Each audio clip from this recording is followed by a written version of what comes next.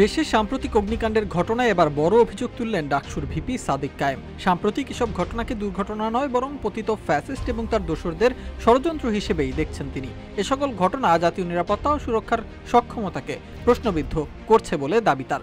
দেশবাসীকে আবারও ঐক্যবদ্ধ হওয়ার ডাক দিয়েছেন তিনি। নিজের ভেরিফাইড ফেসবুক অ্যাকাউন্টে এ সংক্রান্ত একটি পোস্ট দেন সাদিক। লেখেন, হযরত শাহজালাল আন্তর্জাতিক বিমানবন্দর সহ দেশের গুরুত্বপূর্ণ অর্থনৈতিক জোনে একের পর এক অগ্নিকাণ্ডের ঘটনা জাতীয় নিরাপত্তা ও সুরক্ষার সক্ষমতাকে প্রশ্নবিদ্ধ করছে। প্রত্যেকটি ঘটনার প্যাটার্ন বিশ্লেষণ করলে এসব সুস্পষ্ট ষড়যন্ত্র এবং সুপরিকল্পিত ধ্বংসযোগ্য বলেই প্রতীয়মান হবে বলে উল্লেখ করেন তিনি। সাম্প্রতিক অগ্নিকাণ্ডের এই ঘটনাগুলোকে সিরিজ অ্যাটাক হিসেবে উল্লেখ করেছেন তিনি। বলেন, এর পেছনে পতিত ফ্যাসিস্ট এবং তার দোসরদের কালো হাত রয়েছে। এই হাত ভেঙে দিতে অন্তর্বর্তীকালীন সরকার ব্যর্থ হয়েছে। তাই ফ্যাসিস্টদের দৃশ্যমান বিচার কার্যকর করতে না পারা রাষ্ট্র এবং ফ্যাসিবাদের দোসরদের আশ্রয় দানকারী রাজনৈতিক দলগুলো এ সকল অনিরাপত্তা ও ধ্বংসযজ্ঞের দায় এড়াতে পারে না।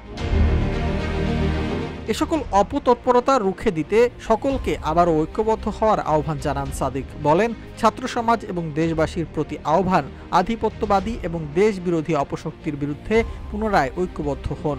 এই দেশ আমার, আপনার, আমাদের।